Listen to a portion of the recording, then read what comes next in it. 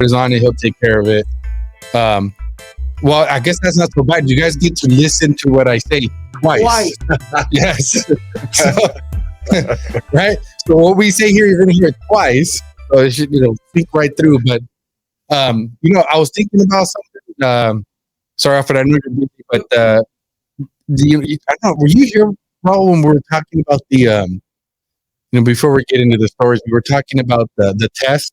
Remember that? I think you were here on that episode. I was talking about the movie Bronx Tale. Oh yeah, Bronx Tale. Right? Oh yeah. And we're talking about the test. Yeah. All right. So what's funny is that my sisters, because they listen to the podcast, they've been and my nephews, they keep thinking about modern.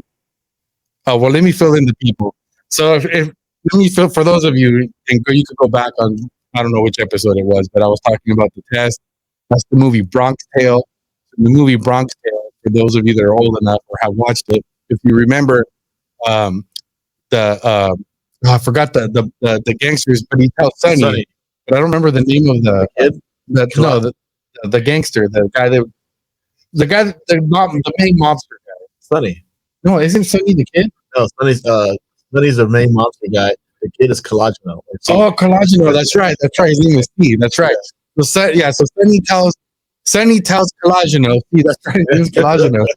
Is about the test. He lets him borrow his car, and he says, "Hey, he's about to take a girl on the date." And he tells her, "Hey, you put her in the car. I'm just trying to do this as fast as possible. So just put her in the car. Make sure the doors are locked. And as you walk behind the car, you watch it. And if she doesn't reach over and unlock the door for you on the driver's side, then you dump her and you dump her fast, right? Right. Right. So obviously with modern cars, that's a difficult test. So I don't know. I'm going to throw this one out there because I've been trying to think of a modern version of this. My sister was saying, "Hey, what if you?" But this is a problem. Like, if you're on a date with a girl, well, this is what she's proposing. That you go to the store, which would be a weird date, right? Say you go to Target or something, and you go shopping, and if she does not put the cart back where the carts go, I guess she's somehow, I don't know, guys. Does that work as an alternative to the test? It's funny. In Bronx Tale? It's funny you brought that up because when I was working at an office in Pasadena, the sectors were talking about that very thing, and that the girls actually, guys, to see if he actually puts the cart and pushes it back. You know what? You're right, bro. You're right. I think that is a test that would apply to a woman, right? Yeah. So if a woman, if you go, because the woman shouldn't be doing it, right? If you go shopping with the woman or girl, obviously. I mean, I don't know which way you roll, right? Nowadays we don't know. But if you're a woman and you go to the store with a guy and he doesn't go put the cart away, I think you dump him and you dump him fast, right? Yeah, that's pretty much what they told me. Not in those words, but it said something about that man's character. I think he's selfish and doesn't care about anyone else because he's, Yeah, that test I believe does work on a male, right? But it won't work the other way. I guess that would be the problem. If you're the guy and you're waiting for her to take the cart, you're probably not going to get a second date. You're going to get dumped. You're going to get dumped. Well, hey guys, you guys can comment and suggestions. We're looking for an alternative to that test. Trying to get my son. He's single right now, so we need to get him a version of pizza. Like I mentioned on the podcast, I actually did that to my wife. So that movie came out when I was first dating my wife, and I actually watched the movie, and then immediately after the movie, applied the test, and she's passed. And we've been married now for, I don't want to say 25. I think our 25-year anniversary is coming up. So nice. So it worked, guys. But I'm actually going to go out of order here, Alfred, because Raul actually kind of gave a perfect segue, because you're talking about how, you're out there and there's common ground. Yeah.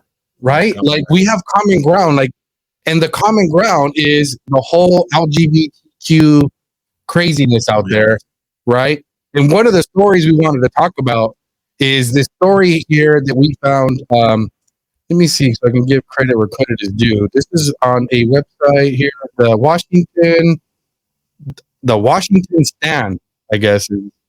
who's reporting this. And this is a federal judge requires Indiana to provide transgender surgeries to violent inmate.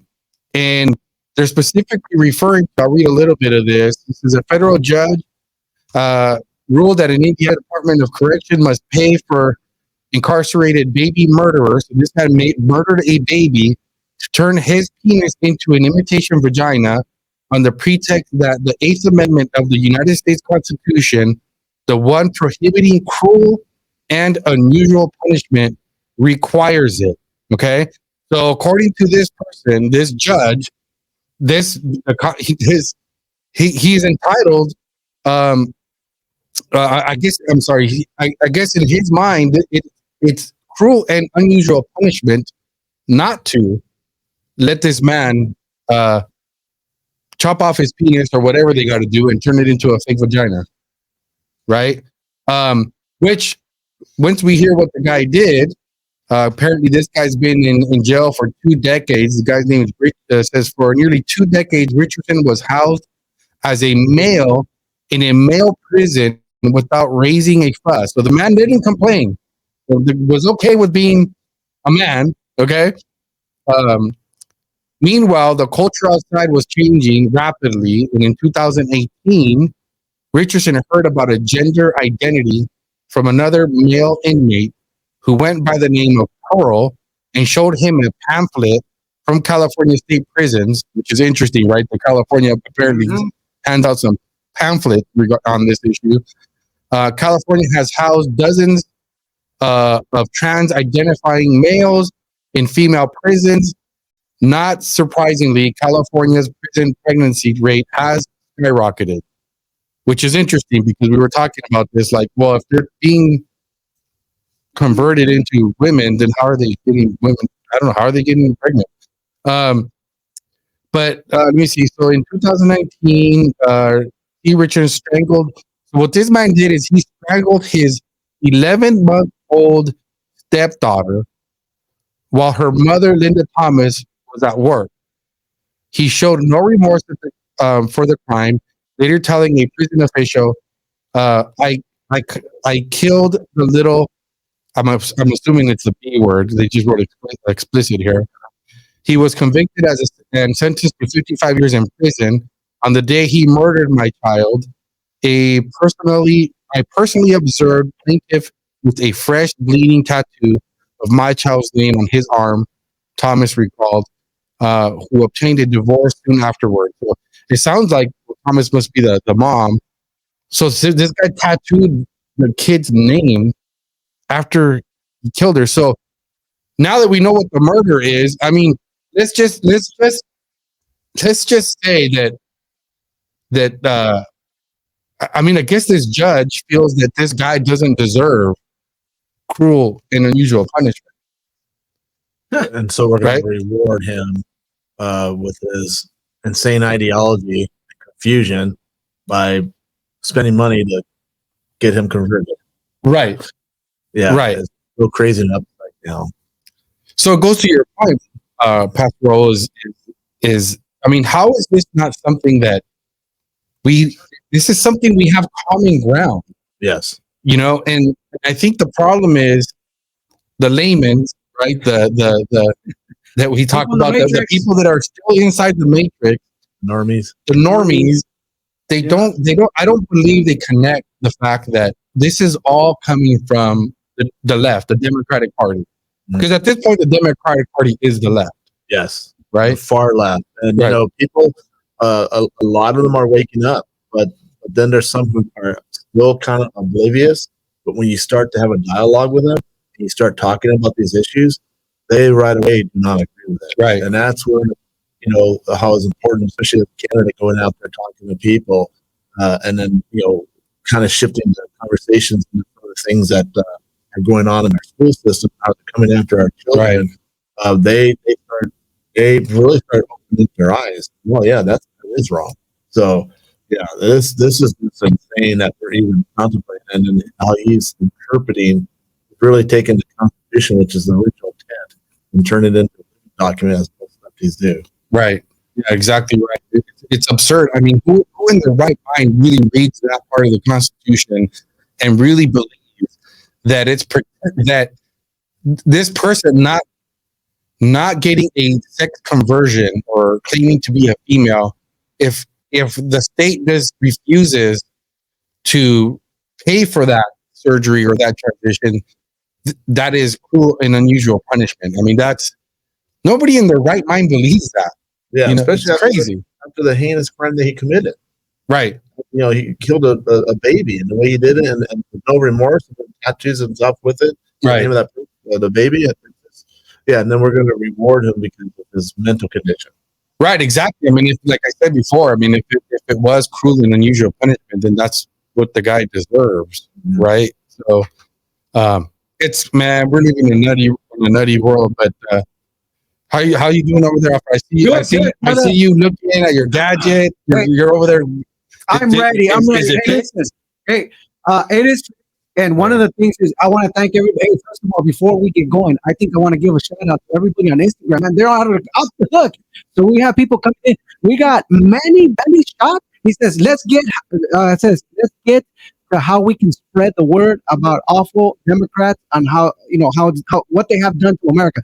That's true, Manny. One of the things that people need to do in this voting season, we need to talk to at least 10 people and get them to vote. All right. Carmelita _V10 says rewarding these persons with what he wants after such a heinous crime is insanity. He deserves cruel and unusual punishment. That's 100%, Carmelita.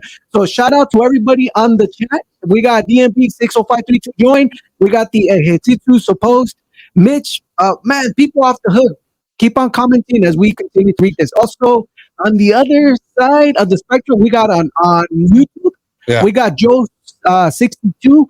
He said the Mario test. I think when we were talking about the car, Yeah. Oh, okay. Does he have something? He says the car test works for men. I know a few selfish women who put this cart away. Wow, there you go. That's true. So Joe 62 right there on YouTube, he's commenting. So keep it going, you guys. We got to give a shout out to people on the Instagram. They're joining us. Also, people on X are joining us too. So man, it's getting off the hook. So yeah, we're ready to go. Listen, if you guys hear double toning, don't worry. Just restart your app on your phone, and then you should be able to clearly hear us in one voice. All right? Yeah, man. We got keep the. Yeah, we need an alternative, guys, to the test because actions speak louder than words. Yeah. Right. So we gotta when you're out there. I mean, I'm off the market, but. I'm we're off the market. Yeah, we're off the market here, but we're trying to help. We're trying to help everybody else now, right? So, yeah, right. The younger kids, because people can say what they want to say, but actions speak louder than words. So, but that's right. It's off the hook, man. Hey, so do you guys want to touch on? We jumped off the hook on this. What do you guys want to do? Do you guys want to talk about this? Yeah. So the Daily Mail looks like. So this crazy guy, what's his name, Ryan Wesley Rouse, wrote a letter, right? Let me pull it up here because you guys have it up on the screen. So he's offering $150,000 to anyone who can finish the job. So he wrote this letter after, guys. And so the letter says, quote, "This was an assassination attempt on Donald Trump, but I failed you. I tried my best and gave it all the gumption I could muster. It is up to you now to finish the job, and I will offer $150,000 to whoever completes the job," the letter reads. So my question is, I believe the guy is unemployed, and you guys can correct me if I'm wrong. My understanding is that the man is unemployed. How does he have $150,000 to give out? I mean, maybe he doesn't have it. Maybe it's who he's working for. Right? Manchurian candidate, who he's working for. This is like, get this out in the public so those who understand this, see that there's $150,000 bounty. And really, I believe I said this last time I was here, JFK, they tried 3 times before they got it right. We're two into it now. I mean, we really got to come to this man in prayer. 100%. Yeah, well, I think there was something that said that Trump came out and said there's actually been more attempts that haven't been, so there's been more than the 2 for sure, and the third, it seems like, was another one, which was some sort of chemical. Seems like it might have been released at one of the rallies where people were having problems with their vision. Kind of weird. That never really went anywhere, right? But let's just call it 3. I'm gonna call it as 3. But according to Trump, he's claiming that there's been more. Yeah, and it probably has been, and they're not going to stop.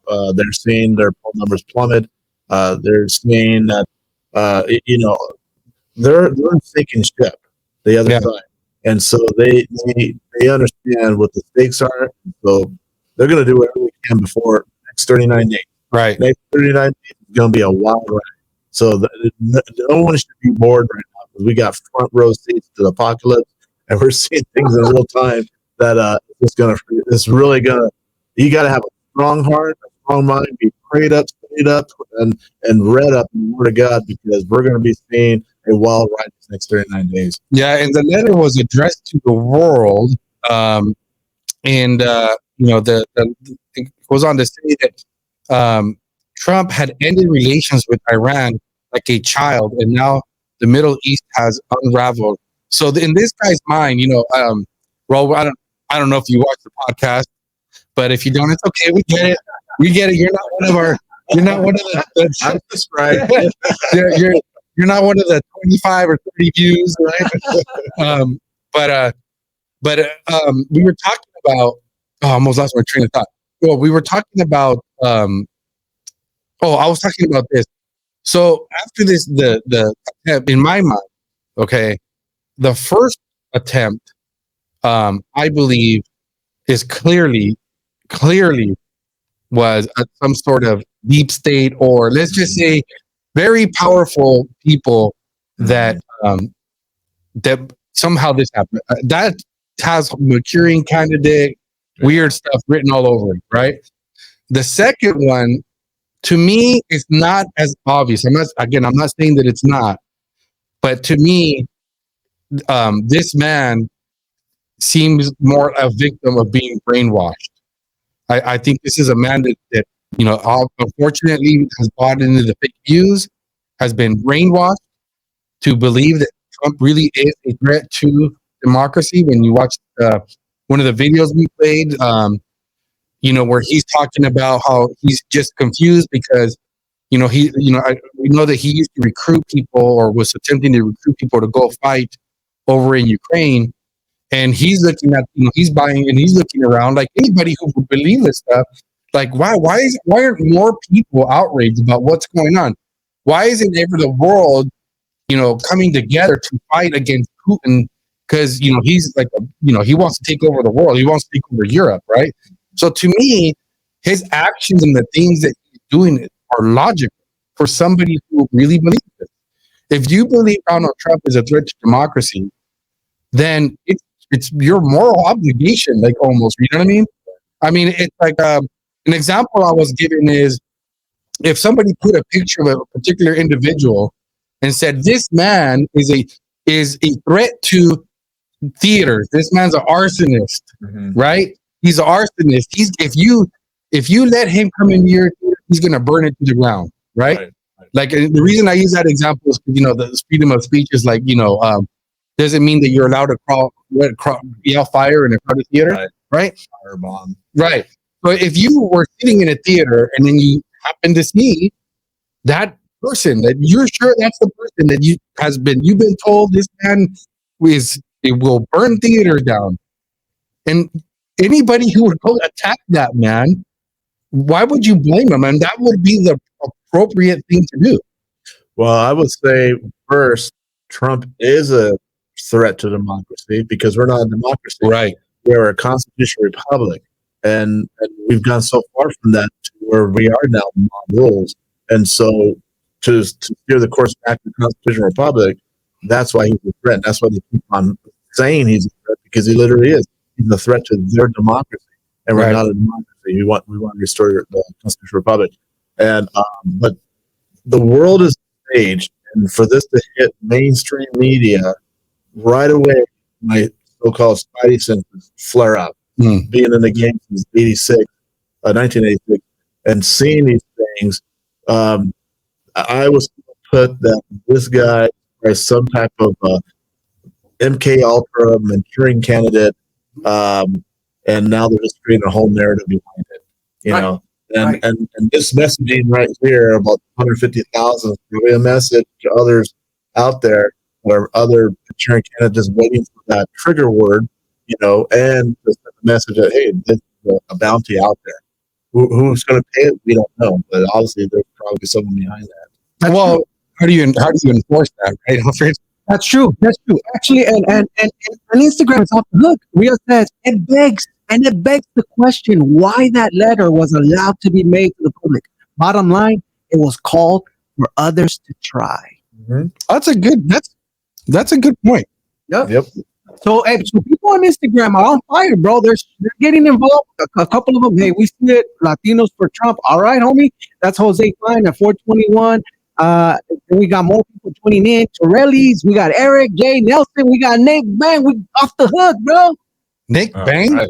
Yeah, bro. It's out of control. Nick Bang. And then we have yoga jits joints. Welcome, everybody. Keep Come on, it keep it coming. coming. Yeah, that's funny. Right. Some of the names are hilarious, but But they're asking the right question. So why was this letter? I remember I was telling you guys off the record. I mean, before we started the stream, I was telling you guys about Haley. Remember last year, Haley, the lady that killed 8 kids in a Christian school, and the FBI blocked. You know, they kept on saying, "Show us the manifesto," right? And how long it's taking for us to get a hold of the manifesto? Well, they said no. The reason why the FBI said no is because they said that it would hinder another particular group. But yet again, they're okay with this. And why give this guy any airtime, any notoriety by putting this out there? And when you look at the so-called Boston bombers, and when they did the little brother who survived, they didn't give him any airtime. You didn't hear anything about this poor kid. You know, that brother, his older brother, worked for the CIA. yeah, You had the whole securities that was there. All of them had tan pants, black shirts, and they were carrying the same backpack. It was just like the little Russian dolls, just in the pieces, and someone dropped that bag there. But then they nailed it on those 2 brothers. But they didn't give him any airtime. They made sure that he didn't have anything, and they stuck him away. Who knows what happened to him? But here, this guy, they're trying to assassinate Trump, and they're going to give him airtime. yeah, guys. This got, man. Yeah, I'm disappointed in myself, Alfred, because that went over my head. The fact that, because I guess I didn't really think. I mean, I guess I have to think back, but it didn't seem odd to me that they would report about this letter. I guess I didn't really have a problem with it, but now that you guys mention it, I guess the fact that they're offering 150,000, I guess maybe I don't think you should release that, right? I mean, maybe if it was going to be released, some of that should have been retracted. Because I don't have a problem with the news saying, "Hey, this guy's crazy. He wrote a letter." I guess maybe you didn't have to. You could have retracted some of those things. He offered it could have been vague. Like the guy went and offered a reward on this letter. That's all. That's all. You can just leave it at that. They specifically Right. give you a price. Right. But again, so think about this. I mean, if you're thinking about doing this, all right, if you're out there thinking, just in case some crazy right now just happens to be watching this live, think about this before you do it, because how are you going to make sure you get your 150,000, right? And if you don't get it, who are you gonna go complain to? I honestly think it's just a tactic. They're throwing it out there to see if they fish for the loony ones. I mean, think about it. We got just 2 right now, right? And the other side that just decided to take it on their own will. So they're like, there's a couple other crazy people out there. Let's shoot this and see what happens. I guess there is people that are that stupid because they're probably not thinking about the fact that they go out and do the job. And then, okay, so who do we call? Who do I call to get the money? How does this work? Is there a 1-800 number? Right. Is there a link? Or is Venmo's me the cash? Yeah. And, then what are you going to do? Go run to the cops and be like, "Hey, man, I killed Trump, and these guys owe me 150 grand. So go ahead and call the White House. They'll take care of you. Yeah. They'll give them an IOU. I owe you. Hey, on the other note, man, this just happened up the press too. If we focus on Ryan Ruth, right? Well, the sun is actually also on a little hot water there. It looks at the notes. The National Post just posted this. It says, "Failed Trump assassin son arrested after feds find hundreds of files of what? Child pornography." Can you imagine that? Yeah, isn't that crazy, guys? Like, what the heck, man? What the heck's going on with all these crazy perverts? I mean, P Diddy, you know, that this guy. I mean, what's the odds that the son is a crazy pedophile? And so the article tells us that I guess they found in his on a Galaxy Note device, they discovered pornography files. Prosecutor detailed finding a criminal complaint stating a review of the SD card located in the device revealed that it contained hundreds of child pornography files. Crazy. The complaint further noted that the files included videos from a known child pornography series produced outside the state of North Carolina. Isn't that crazy that there's actually even like series, like a known series of and they know the state where it's coming from. Why don't they bust it? Good point, bro. It's child pornography. Well, maybe, golly, you're right. This is what everything's going over my head, guys. This is what makes me like really doubt the narrative that they're building, because they always you got the assassin or the mass shooter, and then they start building these weird stories behind the scenes, like Lanza, and then you start digging deeper, and it just becomes wow how they're all connected somehow. There's some type of thread, and so when I see this, I think of that same thing, like they're building a story behind this man and his son, is pedophile. I don't know. It's just really weird to me. Well, the funny thing is that that's exactly what happened with the P Diddy, right? I think there was some afterwards. They did a couple of analysis, finding out that there was a lawsuit, and it included the Interscope, somebody in Interscope, somebody big and stuff, and all of a sudden that person's no longer part of the suit. So it begs you the question, right? Mm-hmm. What happened? Why is this guy no longer there? What happened? Right? It makes you wonder. It makes you go, question the whole narrative. And I think that's what they do, right? They launch something. Oh, we failed. Now let's try to build, let's go to plan B, C, and D to cover it all up. So get ready. That's what I'm saying. For those people that are in the Matrix, you're in it. You're like, oh yeah, you're trusting the narrative. Yeah, that's exactly what's going on. Yeah. But us, like it says, Pastor Raul has been this since 1987. Man, I mean, he's already like, he smells it from wall, like right away you catch it. Oh, there's something weird iffy here. Yellow flag. Have you seen the movie? It's called Wag the Dog with Robert De Niro? Man, I don't know if I've seen that movie or not. I might have seen it. There's a lot of movies I've seen that I don't even remember what they were about. Basically, as a presidential election, and I think it's almost by the time where I think he was running for office. So there's a lot of parallels. Robert De Niro is an agent, and his job is to protect and he's getting it's a presidential election, and there's some scandals going on. So he's got to divert attention away from the scandal so this way he can win. And so they hire Hoffman, who was a big time movie director, and so they directed all this stuff. Like there's some war that started between us and someone else. Oh yes, I remember now. And the whole thing was fake, but they fed it to the people. They built narratives behind it, and each one, like I figured Kristen Dunst from the Spider-Man, Mary Jane, she was on there, and so she said, "Can I put this down as a reference?" He goes, "No, you're not supposed to say anything." Basically, like, if you say something, we're gonna have to kill you. Yeah, right. Well, I don't know. I guess I'm developing a theory, guys. The timing is interesting, right? Like, what's the odds that they decided to go raid the son's house and then now convict him of child pornography craziness? I mean, we've heard other stories of people being framed, right? Like they can just throw that in your devices and then claim that you watch child pornography. I wonder if this is to like put him in jail and maybe shut him up.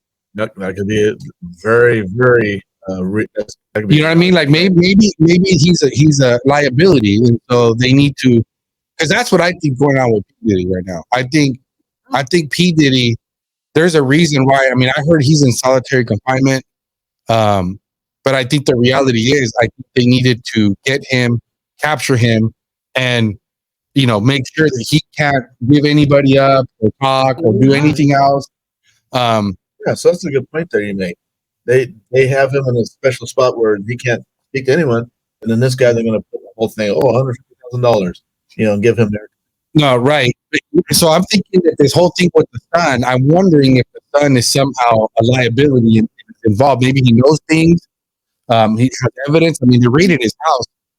It's, they could have just very well planted that evidence. There's really an ulterior motive for actually putting him in prison. And it's probably just really to protect the deep state. Maybe from somebody talking to him, maybe him turning on them, something like that. I don't know. Tell no tell, or can't tell either. Yeah. Well, the thing to all of that, also, you got to remember, P. Diddy was the one that was doing the Obama parties. Remember, it was initially where he brought in Obama. Not only did he do it for Obama, he did parties for a lot of people. And I just feel right now there's just a lot of pressure, right, to keep them, to hold them, because as you mentioned, there are possibilities that they can find things that can implement other people, and these are top-notch people. These are politicians that are out there, that could potentially have been recorded in these parties. And there's a lot of heat right now.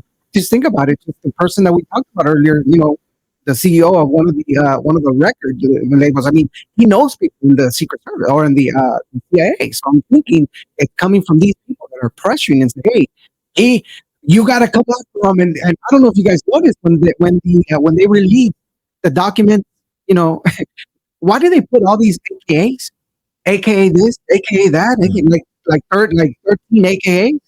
It just did not make any sense. Just in case we missed one. I mean, fishy, right? Well, I mean, I guess if you had 13 different aliases that you go by, they have to list them so that, the people that identify you or call you by a certain name, they know exactly what you're talking about. I mean, that's what I think. I mean, I don't know if that's necessarily that weird, but no, I'm just thinking about, remember after one of our podcasts, we played for those of you that remember that watched the Tucker Carlson, we played the clip, some of the clips of the interview with Tucker Carlson, where he interviewed that guy in Chicago that was partying with Obama, right? And he was talking about how he met him at a bar. They went out, right, a couple of times. And he's a gay guy, and he talked about how he slept with them and they partied and did drugs and all kinds of stuff, right? So we know. I mean, there's that's been thrown out there about Barry Soetoro, aka Obama. Yep. That he's gay. And so now when you think about some of the clips that have gone viral where where P. Diddy's endorsing him and they're he's there with Obama. I'm sure you guys have seen those coming up on your feed lately. It's just all kind of seems believable. Like you can't, where there's smoke, there's fire, supposedly. But I really don't really like that term, but to a certain extent, I guess it applies here. I mean, to put a little bit more to put a little bit of heat into that, just think about it. Why is it mostly people that work with the Clintons or the Obamas are ending up dying? Like, has anybody questioned, like, for example, the chef, right? Or the aides, right? Ex-aides and stuff. Nobody's questioning. What a coincidence. People are dying. And it's only happening on that side of the camp. Coincidence. Yeah, exactly. Yeah, and and the guy going back to the attempted what's his name, Roth. What's his first name? Ryan Roth. Ryan Roth. One of his big complaints there, like he wrote on the letter, was the fact that Trump stopped the funding for Iran, and according to him, now we have this mess in the Middle East, right? And we know today, which I didn't pull up the article, but you guys could look for it.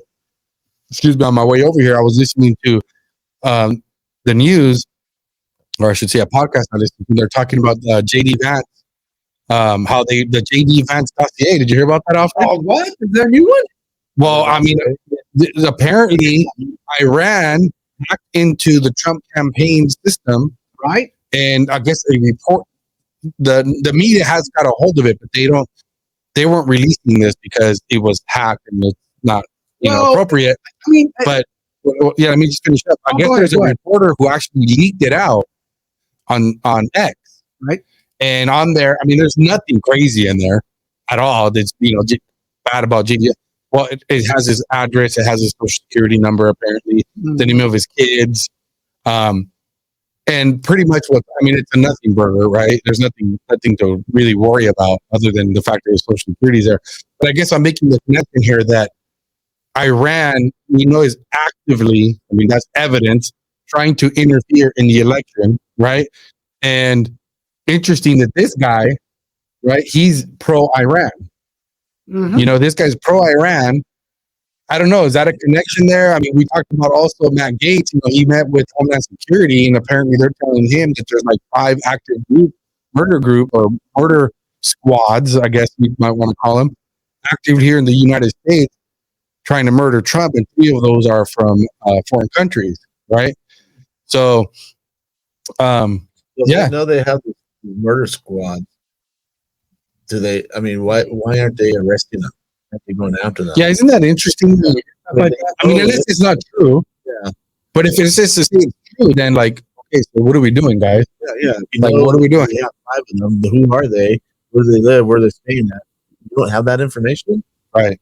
That's kind of hard to believe. The funny thing about this whole thing is, if I take you guys all, back for many months ago, back when Barry was in control, you guys remember he was the one who actually went after Obama, right? They found him, right? Remember, they found him, they tracked him down, they knew he was in Pakistan, they were able to get a hold of him, right? They were digging rocks, to find him. Do you guys remember in 1990 when Hussein, what's his name? Saddam Hussein was found in a tunnel, right? Yeah. Do you remember? Do you guys remember? We did everything to the impossible to find these guys, and yet again, we have mercenaries. I call them mercenaries. Mercenaries that were allowed by our own federal government to be here, and now we're having them, running the streets like nothing, and they know about them, and they're not doing anything about it. Yeah, and we got better technology to find people. Right, they know where you're at. Come on, didn't Joe Biden, Sleepy Joe, just hand them over a QRC code? Everybody needs to check in. That's the technology that we're using, right? Yeah, I think that's the article we have up there right after Trump briefed by intelligence officials. This is NBC News, right? Ongoing Iranian threat to assassination campaign says. So, campaign spokesman said former president was briefed on a real specific threat from Iran to kill him and destabilize the November election. So they're saying real and specific. So I guess that would mean then that they have I take that as what? Like, they know names, they know exactly what they were going to do, what the plan is, right?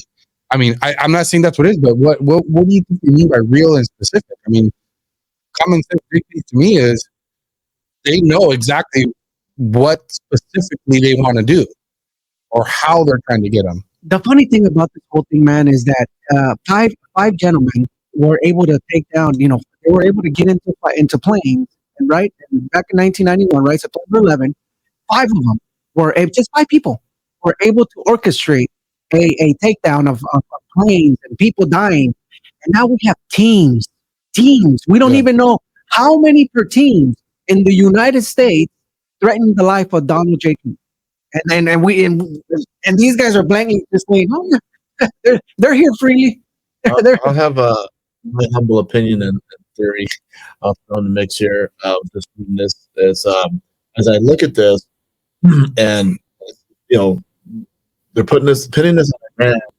They're calling it real threats from Iran to kill Trump and destabilize the election. Right?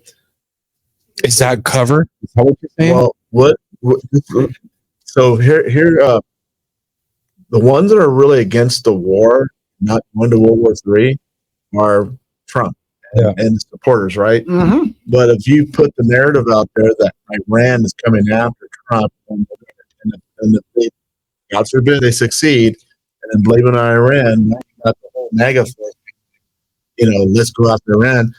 Now the drumbeat to World War III are even louder, I'm not sure, because that's the plan. They want to go to war with America. Yep.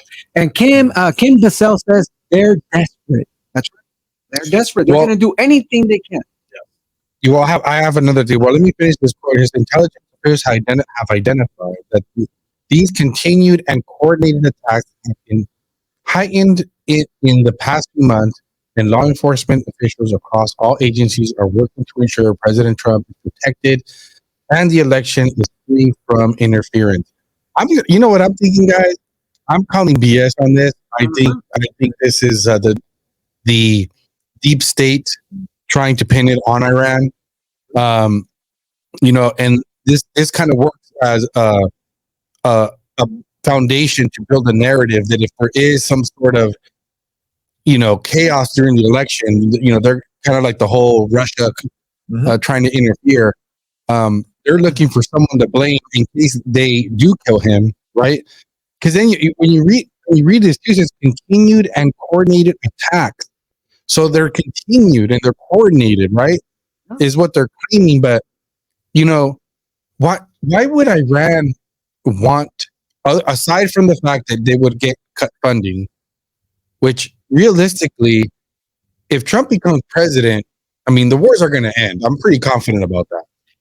And I don't know why Iran, it might be naive. Why would Iran be afraid of that? Well, you're not being negative at all, bro. But just remember, Barry was the one who sent in the middle of the night $3 billion at that particular time. Remember, in the middle of the night, nobody's watching. He sent Iran $5 billion for what? For what?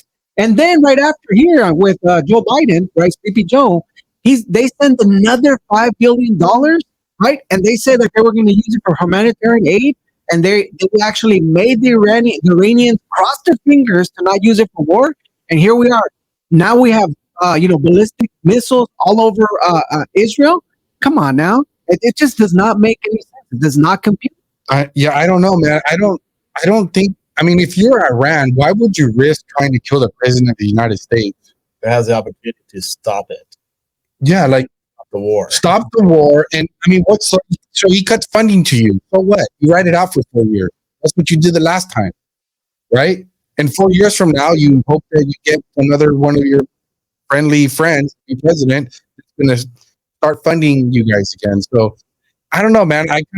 I suspect here that this is BS. I think this is the media trying to create a narrative so that people stop trying to blame the deep state for what's going on. Yeah, I think it's a distraction. It's a distraction. Yeah, so, again, that's why we really kind of doesn't make sense.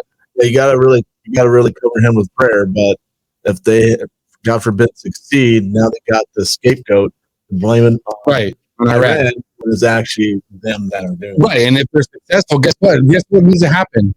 We need to go bomb Iran. Exactly. That's their full blown right. World War III. We're already in World War III. It's just percolating, it's boiling over. Things are already, Russia's moved some warships over here in Alaska. We're moving ours there now. So all the pieces are there. Now you have this scenario that could potentially happen, and then they blame it on Iran. Then it's just. Yeah, guys, see, this is what you guys got to do into the podcast. We figure things out live. In real time. In real time. I go into Arab Springs and talk about the destabilization of the Arab countries. I think there's like 6 or 7 of them, and we destabilized a few of them. And the holdouts right now will still be Iran, Iraq, Syria, and then also you got North Korea. And none of those have a Rothschild's banking system, and that's why they got to encompass all that and get the World War III. So this way they can all come under that government. So, good. Yeah, it's crazy. So we got the next. Let's have their office. Yes, sir. We got it right here. Yeah. So it looks like Andrew Cuomo, guys. Andrew Cuomo, he goes on the Bill Maher, and Andrew Cuomo tells the truth about about what's going on really with the prosecution of Donald Trump, which is, man, surprising, man. These guys, I guess maybe because, the Democratic Party turned against them, Of course. So now, I don't know.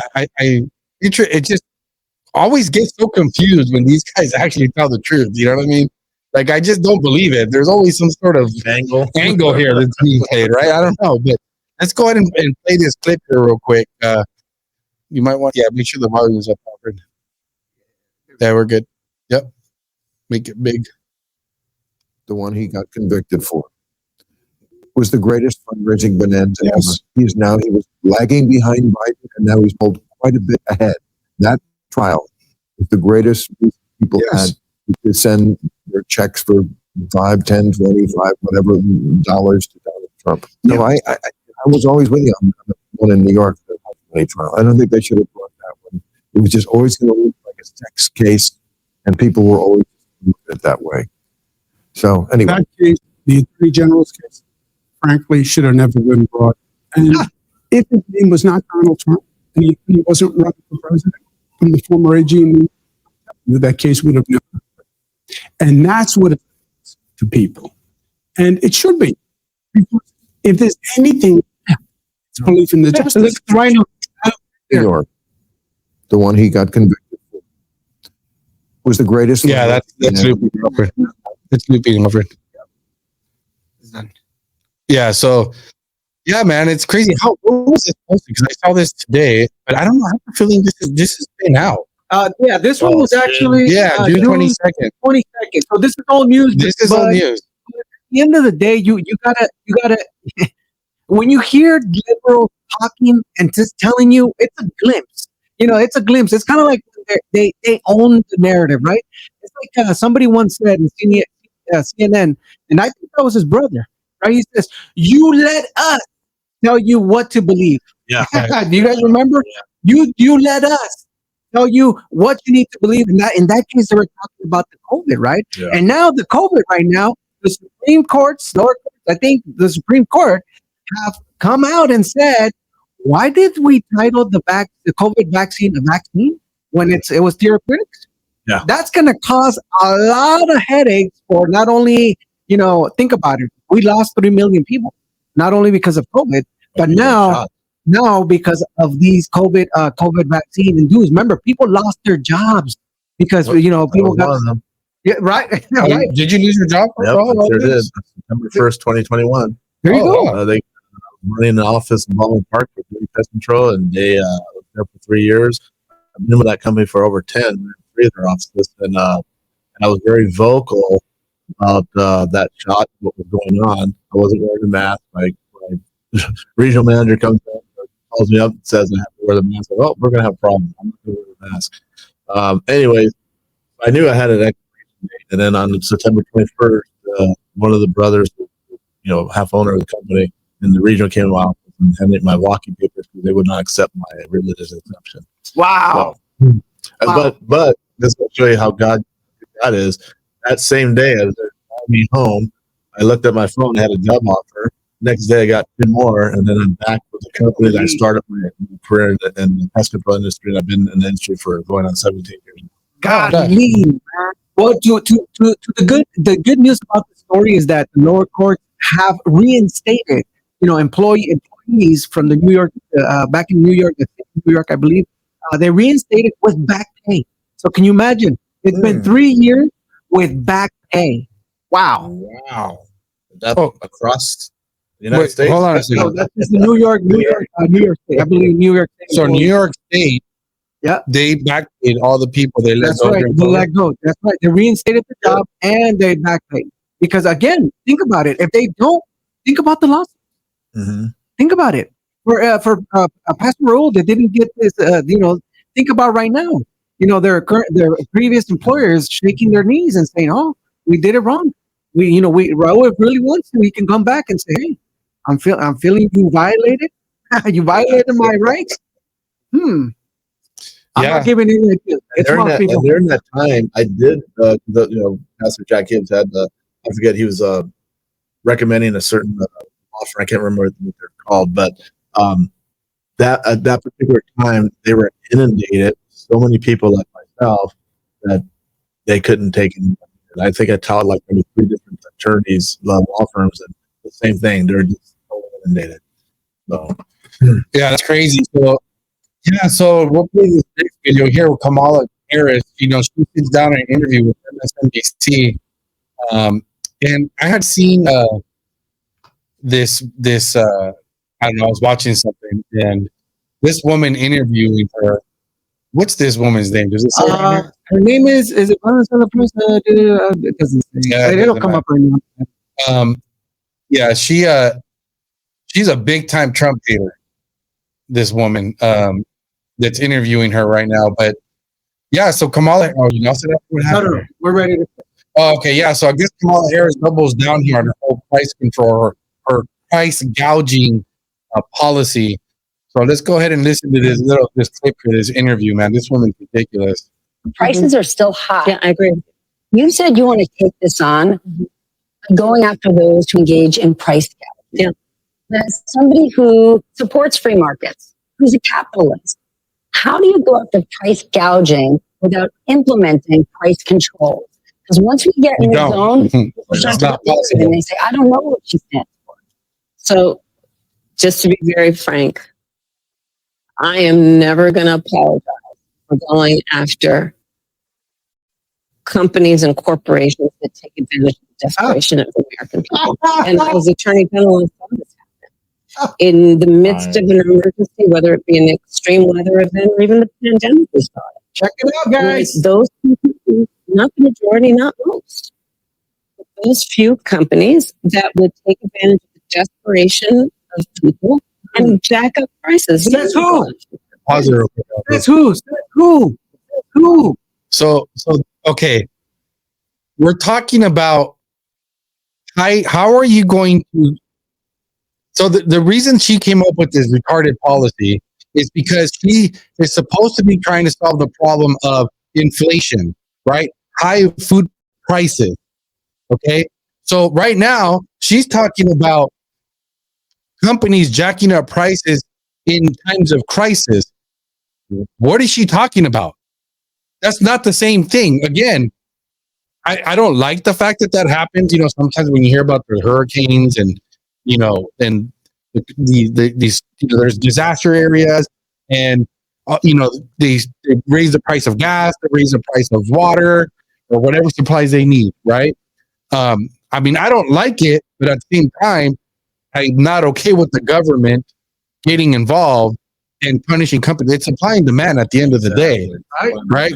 So it's funny because this woman starts up by saying, you know, you're a big supporter of, you know, I don't know if that's the word, but, you know, making it seem like she's this freedom market loving individual. She's not, right? You know, you capitalist, right? No capitalist would ever even consider this. But notice that right now, her whole answer, again, this is supposed to be about how are you going to lower the price of food, right? And goods. And she's talking about the example she's giving you are of companies raising prices in times of crisis. Right. That's not the same thing. I mean, am I missing something here?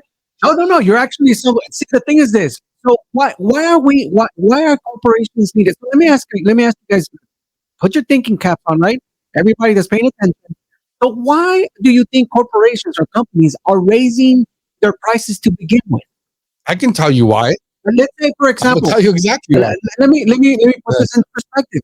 Why in California do we have an extra tax on gas? Exactly. Right. So and that drives for the deliveries. That's going to drive the cost for the vehicles to deliver the product, which now they're going to have to raise their prices, and ultimately it passes down to the consumer. Bingo. So see, we create the problem, and then we try to tell you we got the solution, and that's right there, Marxism, socialism.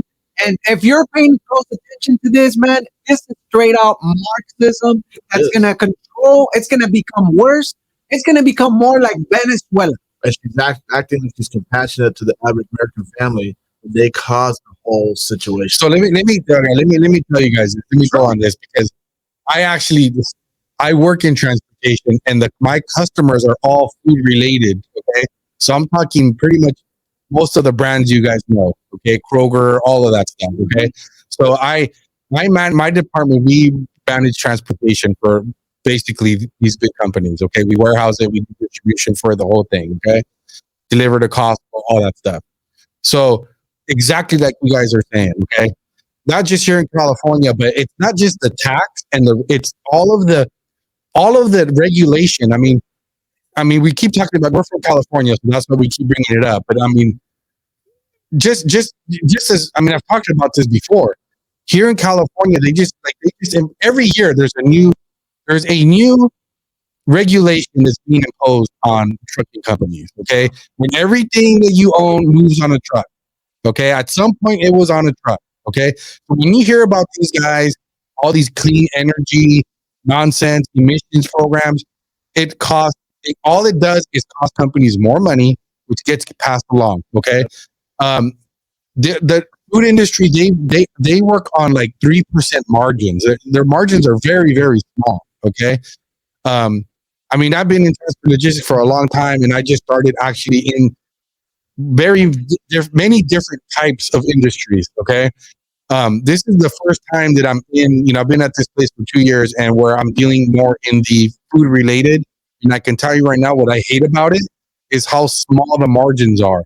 I can't charge what I used to being able to charge when I'm dealing with other types of companies. Like I've moved product for like Live Nation, All Bravado, like all the entertainment companies. There's big money in, like, for example, t-shirts at concerts. They sell them for $45. Right. So you think about a box of t-shirts. Say you fit, you could fit like, say 100. Make easy math, and you sell them at $4,500. I mean, at $45. Right, that's $450. Am I math right? Yes. $450 on. Well, correct me if I'm wrong. I'm really bad at math in my head. But for just one box, right? So it's all this to say, guys, is that there's a lot of margins on that kind of stuff. But when it comes to food, the margin is very small. So what this woman would do, this is what if she were to impose price gouging policies, which, like, you cannot do that without price control. You said $400 a month? No, $45 at 1,000. Just 45 times 1,000. It's easy math. But it's bro, it's $45,000. There you go. God, I was way off. Not zeros. I was like, I questioned myself. Sorry, guys. I questioned myself. So I'm like, wait a minute, we gotta add zeros to that. So what I was saying is that what would necessarily have to happen, okay, is you would have to impose price controls. So if you go tell, let's just say Kroger, right, or Quaker, which is like Pepsi brands and all that, right? You say you could no longer charge more than X for this item, okay? Necessarily, what that means is that you now have to dictate what that's going to do. It's going to trickle down to how much your company can pay you. So their employee wages have to go down because they gotta get the margins from somewhere. Yeah. Right. So again, I always talk about these are like anti working man policies. Mm-hmm. Okay. I go back to most of the people that drive trucks are foreigners. The very people they claim minorities, right? When Holly hates the word minority, but sorry, Holly, it's minorities. Okay. They're the ones that are driving the truck. All that's going to trickle down to how much you can even pay drivers. Because guess what? Now you got the trucking companies like us. We're going to have to lower our price, but we can't lower it anymore because we're getting beat up with like all of these regulations that we got to deal. For example, here in California, we have to go electric. That's true. We have to go electric trucks to even support that. Right? You can't like. So how can you ask companies to lower their price, right? And then also at the same time you're imposing all this extra cost, right? Has anybody made fun of us yet about not knowing how to do math? Yeah, they have. Yeah, that's funny. Well deserved, guys. We got Rhea 501 laughing at you. It's emoji face. Rhea's made Texas over Florida, where I live now. California is good for now. Oh, yep. Yeah, that's right, Rhea. Hey, a huge shout out to everybody on the Instagram, man. It's off the hook. A quick shout out to Reachable Polly, who's just joined. Blacktop King just joined. El Loco 81 just joined. Capito _ just joined. DG424 joined. We got Emmy Perry Smith joined. Cruz Kelly 93 joined. Bro, they're on fire, bro. They're loading up. They're coming up, man. So keep up with the conversation, folks. Yes, but it's again, guys, when this all trickles down to hurting us as people, the companies have to make money, right? It's not a freaking donation center, you know? I mean, and to your credit, bro, let me put this in perspective for some of you that just say you really want the government to control. This is Kamala Harris telling us that she wants to control, right, the price gouging, right? Really quick, if I could just take you back a couple 3 years ago, what did the federal government was controlling? The shots, the COVID. Now, how horrible that was, right? Exactly. Now, let me put you back into perspective, right? The federal government was controlling our border. Look at the fantastic job that they've done at the border with 12 million people. 12 million people just joined the workforce, right? Because they're here in the United States. This is them controlling the border. So now I ask you, do you think this woman here who works for the federal government is the appropriate person to take on price gouging? Yeah, that's a good point. Yeah, how do they know? Let's play the video before I can keep going on. Let's play it because it gets worse. Here we go. Okay. I'm going to go after them.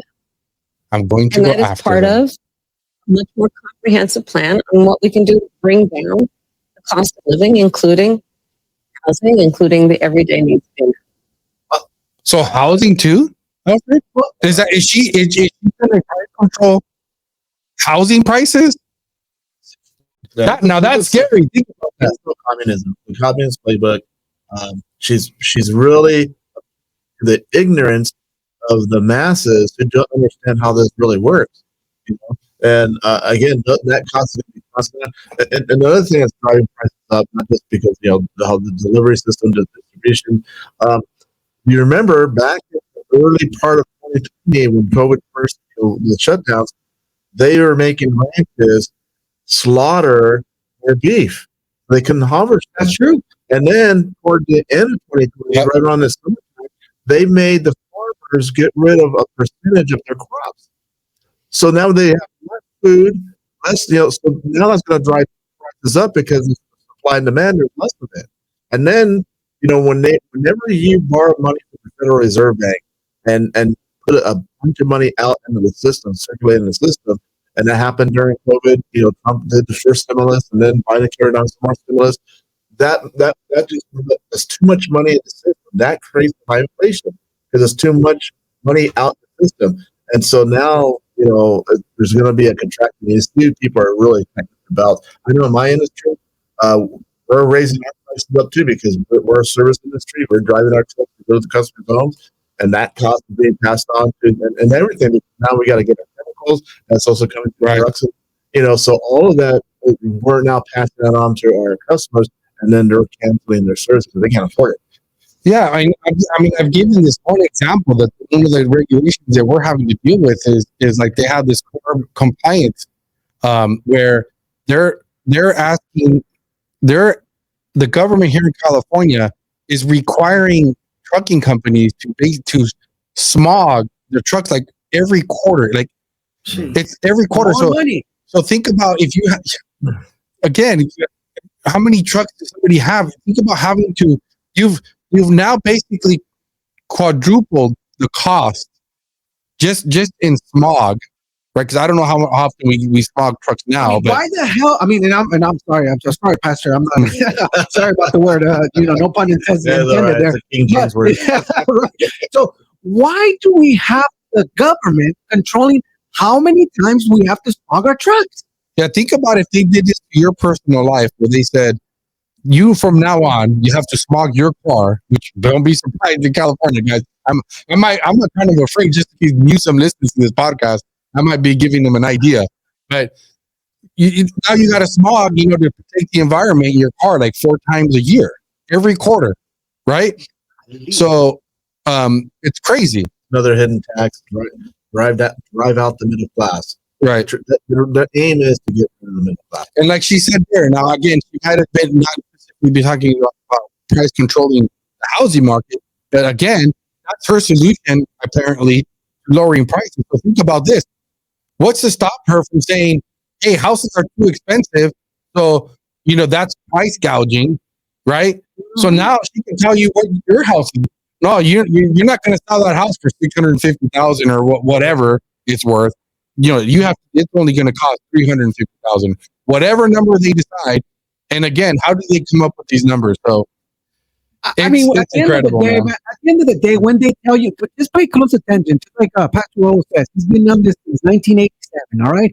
Well, there's the key words. All right. Here's the key word for some of you that are still in the matrix screaming out to us. Hey, send a life preserver. Here's a life preserver. All right. When they tell you, we want to help you. Yeah. Okay. All right.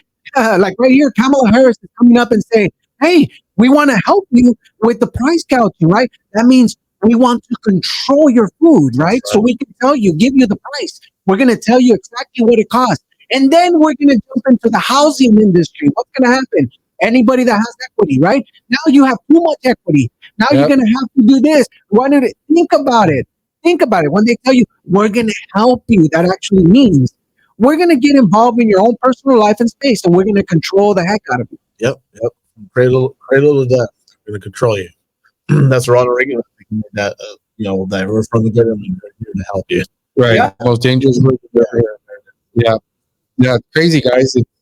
It's infuriating, and what's sad is that you have these people that live in the matrix, and they listen to this stuff like, "Oh yeah, these evil corporations. Thank you, Kamala Harris.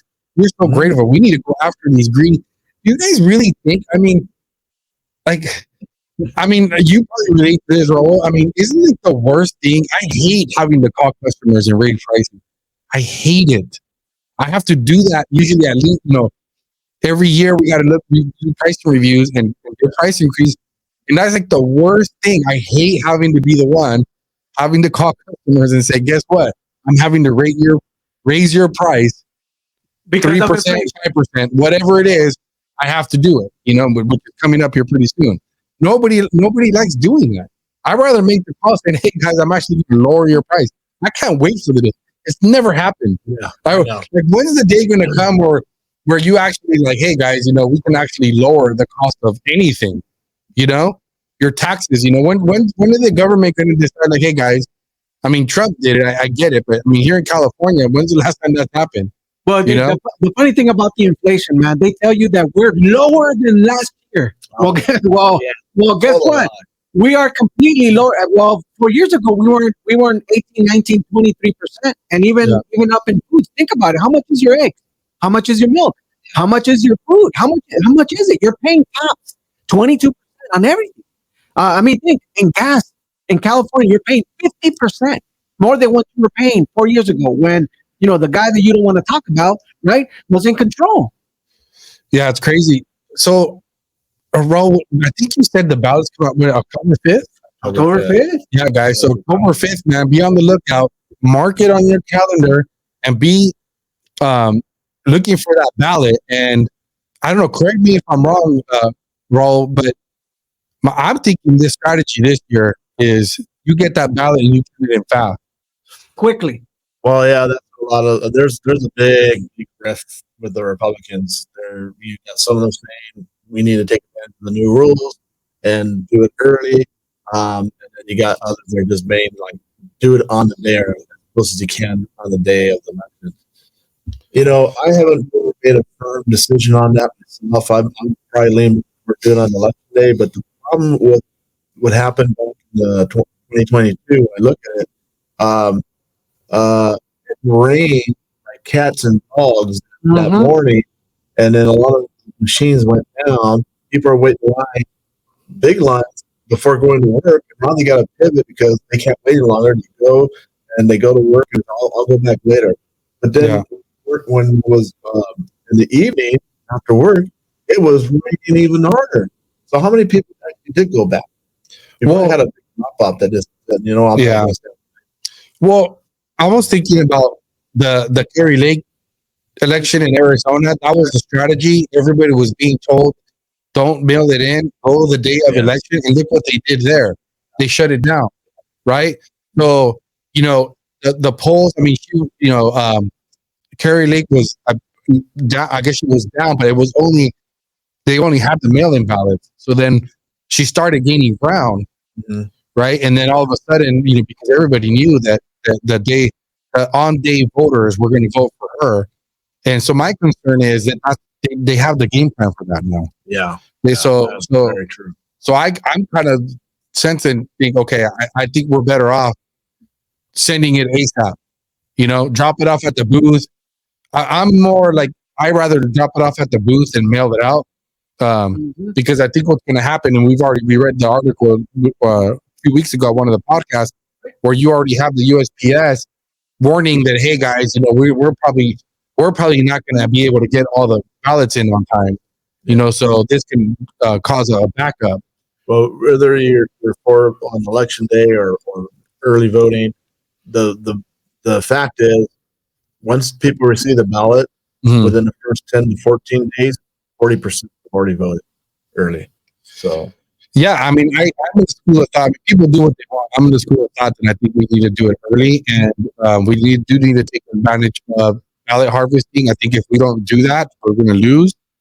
Here in California, especially, guys, don't. I've talked about this. Don't get into this mindset. It's hard, man. I know that we think our vote doesn't count. I mean, I'm not saying we're not wrong. Hey, let's give it a shot, guys. Let's just, if you have friends that are pro-Trump, take their ballots for them. Okay, gotta be a landslide. Yeah, we can do it. Okay, I mean, let's just be honest. Okay, do we really put that much of it? I mean, I don't. Okay, I turn in my ballot. Okay, and I take my kids, my kids that are adults, they vote, and my daughters, and we get them all, and I go take them. I drop them off at the booth the last 2 cycles, right? And this time I need to step up my game, and I need to get like everybody that I know. That, again, if they're not a Trump supporter, they're on their own. Yeah. They could drop off their own dude. You know what I mean? Yeah. Don't even remind them that it's election day. You know what I mean? I'm not in this whole like everybody should vote. No, not everybody should vote. Okay, guys? Not every, get out to vote. No. Guys, if they're a Trump supporter or going to vote the way you like them, then you're encouraged. Makes no sense. Hey, shout out to the people on Instagram. They say in Houston, that's not going to work. So sometimes they won't send enough ballots to the Republicans. People in Florida, Rita says, in Florida, you do the day of. The day of? So, yeah, the day of. Well, because Florida's different, though, because DeSantis has got to take care of them. Yeah, exactly. We're in a different. I don't know. I forgot her name in Florida. We're behind enemy lines. Yeah, we're. Yeah, 100%. Here in California, man, you guys remember? 2020. Look what happened. The governor walked off, and he was already. Even the news were already announcing that they didn't even finish counting. Yeah. So it's like, how did that happen? It was like, they just. Well, I mean, maybe that makes an argument for voting early. Because this way they can't just call it right away. Because it's true. That's exactly right. I mean, I don't even think it would. Yeah. It was like people just getting out of work and they already won. You know what I mean? They called it. It's Hillary's. It's Biden. 2016 and 2020. And I really believe it was probably read back in 2016. But the way they just manipulated everything, because you look at the map of California, I mean, it is all red outside of the Bay Area, LA, and San Diego. What a coincidence that those people right there outnumber the entire state. I mean, think about it. I mean, LA has what, 3 million people? Yeah. So San Diego also about 2 million. I mean, come on now, guys. There's 40 to 40 million people in California. And granted, some of them are not able to vote yet. Don't do it, right? If you can't vote, don't do it. But if you can vote, do it. Vote. Yeah. Yeah, so yeah, I mean, if you're in Florida, you're good to go. You don't need to worry. You vote today, you're fine. Okay? Here in the Gotham State, Georgia, the swing states. If you're in those swing states, man, you already know there's going to be some shenanigans going on. And here in California, I mean, guys, we can do it, man. We got to I think we need to just step up our game. But apparently, I had this article up that, I don't know if this is really an article, but apparently President Trump released a summary of the election fraud in 2020. It says president election in the swing states. So we were reading this earlier, and it seems like such a long time ago, guys. But if we go back to, remember looking at the election and seeing how big of a lead Trump had I mean, he had it in the bag. Florida was already, so everybody would tell us, right? Florida, you win Florida as a Republican, you got it. I think whoever wins Florida, really, at that point, right? You were always told, done deal. They're going to be the president of the United States, right? But yeah. So I'm going to read a little bit of this. Ongoing investigation in the swing states reveal hundreds of thousands of votes were altered and not lawfully casted in the presidential election. Goes on to say, blah blah blah. Trump was up by 12 points, right, and over 335,000 votes, with 56% of the vote in at 10:17 p.m. Right. In Wisconsin, President Trump was leading by 121,380 votes and 5 points at 12 a.m., which Fox News anchor Brett Baer noted was not a small margin. In Pennsylvania, President Trump was leading by 659,145 votes at 12:38 a.m., a full 15 points. In Michigan, President Trump was leading by 293,052 votes and points. The election, however, was over. However, precincts in Atlanta, Detroit, Philadelphia, Phoenix, Milwaukee kept counting until the results reached the desired outcome. And that's the thing is that I remember before this election, I think before that election, I was, thinking to myself, like, if you wanted to steal the election, it'd be very hard because you would have to know, like, the numbers ahead of time. Like, you need to know, okay, how many votes do I have, right? And how many do I need to get them over? And funny enough, that's to me exactly what happened, right? It's like they had all the votes and they're like, okay, guys, we got all these votes. Stop everything, and we need X amount of more votes. We need to, get some ballots up in here, and that's exactly what happened. That's got the argument on the other side as far as like vote on the day of versus early, because if you're voting early, then they know exactly how many votes they can shore up. Yep. Oh. Yeah. It's seriously that happens overnight, right? It's kind of like at night, the machines came down, a dump was done, right? And then all of a sudden, Trump wasn't winning anymore. Lost it. What happened? Yeah. Something happened, right? 1986, Mexico. That's exactly what happened. Yeah, I was trying to find when we were talking about this role, right? But we were talking about how was it Roethlisberger in Georgia that he certified what was it, like 5? Was it 5? What was it? 5? Was it 3 million? 5 million. 5 million votes, but they're saying that only 2 million voted. How did that happen? Yeah. Right. So there's 3 million votes there that should not have been. Where did they come from? Was that meaning that there's 3 million more votes than the registered voters in that area? Well, but they had said, I'm trying to find that paragraph we were reading, but they had said that the election officials claimed that 3 million. So he certified 5, but they claimed that's the 3. They only had 2 million people vote. Right. So these were election officials saying basically it did not make sense. Yeah. That he certified 5 million votes. There were 2 million that were received. Right, because they only received 2 million. So, but they didn't have standing in court, so that's why they couldn't overturn it. Yeah, it's ridiculous. It's crazy, guys. I mean, I hate to revisit. I just want to remind people this is the thing we got to worry about, and but we can't let it stop us. We got to get out there, and I mean, hopefully this whole too big to rig is real. I mean, I mean, the thing is that we don't go out and vote for sure. Right. We got to at least go out there and at least resist it and get out there and get the vote and and do our part. However it falls in the end, but I know for sure. If we don't go out, they'll just have an easy victory. Oh yeah, for sure. 100%. And I think that's one of the things that we learned, right, in Arizona. I think that overall, once they did everything, and of course you had the infamous, machines coming offline, right?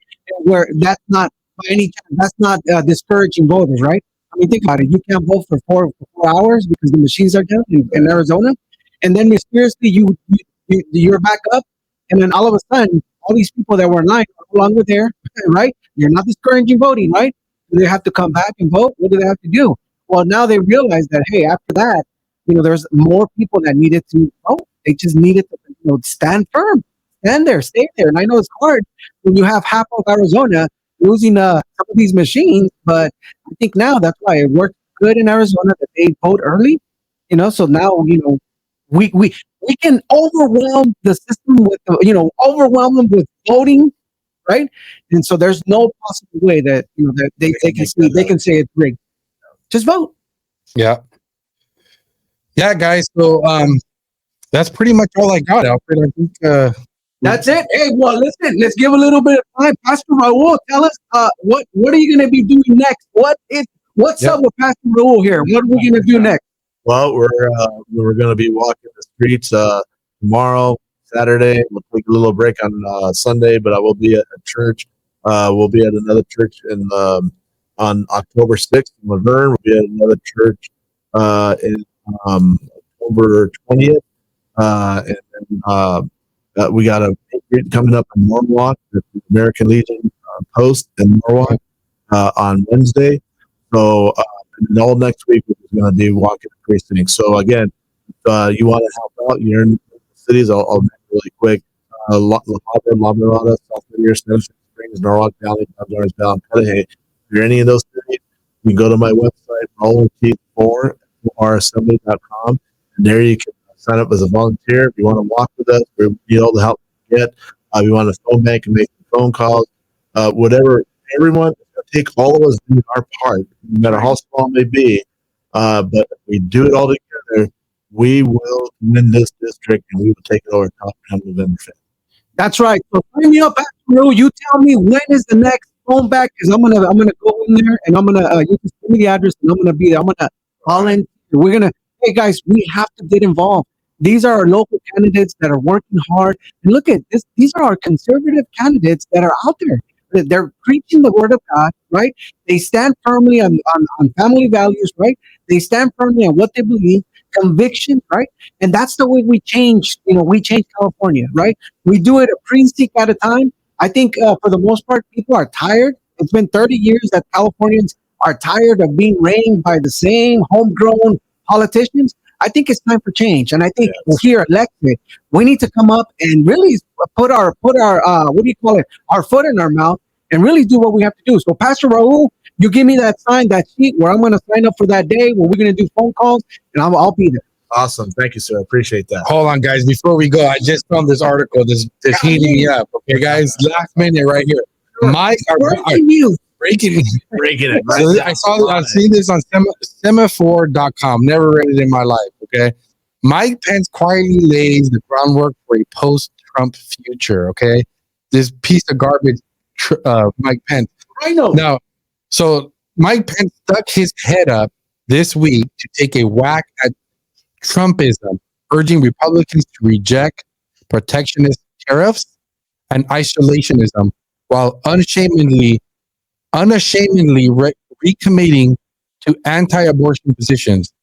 It's a sign of what he's up to behind the scenes as well. So Mike Pence is out there. I guess what the article is saying is, let me read this quote. It says, "We're trying to plant a flag for conservatism and believe that many of our traditional conservative groups have become far more enamored with populism these days and walked away from those principles," Mark Short, Pence longtime advisor, told Semaphore.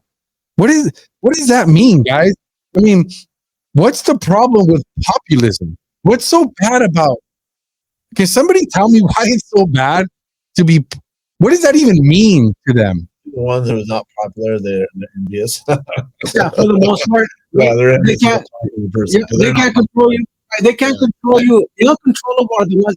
See, that's what I'm talking about. Right now, we look at that video, right? With commentator saying that he wants to price gouge, she wants to go after those that are pound gouging. In her mind, she's thinking, the federal government, we're not doing anything wrong to cause this, right?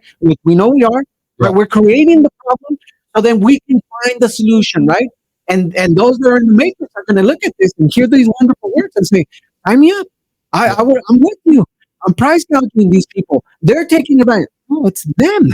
They're the ones who are causing that. And see, so now you're starting to see the same thing here. Mike Pence is the same guy that will tell you, hey, President Trump is the one that, I didn't have the authority to not certify. When the Constitution tell you shouldn't have certified. Yeah. Why didn't you? You had an opportunity to avoid this whole madness, right? And he didn't. He cowered down. I knew. I think I mentioned this before. The moment he had in the CP, that guy was another George Bush to Reagan. He was just a handler. I never trusted him from the very beginning. And the same thing at the end there. And the same thing is happening with Mike Johnson, right? Look at the guy, right? The guy that we put in there. Nobody voted for this guy. Nobody put him in there. He just magically up here, right? A puppeteer. And now look, he didn't talk about the SAVE Act. And now there's a CR, right? The continuing resolution for the government to be funded until what, December? And then after December, they'll consider any other alternatives. Just defund the government. Stop it. Yeah, let it shut down. Let it shut down. I mean, come on. Indoctrination of kids, indoctrinating our soldiers. Come on now. Right. These fools. Sorry about that. All right, guys. Well, I just had to get that out there because we got to worry about the rhinos. Think about this, guys. If no matter what happens in this election, there's going to be, I think, another battle here for the Republican Party because these rhinos want to take it back. Yeah. So they're hoping that once Trump's leave, that it's just going to go away. But the reality. I mean, yes, like we talked about, you have like people that are, I would say, legitimately like deranged Trump supporters. Like they, when Trump said, "Hey, I can shoot somebody in the streets of New York," like they would still support me. Like, yeah, it's true. There's some people that are irrationally just support him, and I don't even know if they really understand why. But then I would consider myself more of a person that is, I am loyal to conservatism and the principles, to the policies. So I'd like to think that the majority of people that are like, let's just call it MAGA, right? Like the MAGA Republicans are people like myself, people that just believe in the policy, right? I mean, I don't agree with every policy that Trump, he spends money. I think didn't he call or think because they funded, they gave more funding to Secret Service. Like that's the kind of stuff that bothers me. It's like, bro, like, do you really believe that it's a funding issue? Do you really think that the lack of funding is the reason why nobody was on the roof? Yeah. That you think that's really why, the guy was walking around with a drone and nobody's like, what does any of that have to do with lack of funding? All kinds of people saw it. Yeah, exactly. So it has nothing to do with incompetence. It has nothing to do with funding. No, it's a money problem. Yeah. It literally was insiders. All you need to do is have a few insiders, and they knew exactly what was going to go. Right. It has nothing to do with money. It wasn't lack of funds. Anyway, guys, but yeah, guys, thanks for tuning in, guys. Our first time going live. Hopefully you guys enjoyed it. I know maybe we got a new little audience there. What are you talking about? There's how many? 79 folks slide in and multiple websites. Nice. I mean, we got Instagram still hitting hot. People are joining in. People are 100%. Look, we have. Okay. Hey, if you guys see any bots in there, causing offensive, don't worry. Ignore them. They will slowly drown out, right?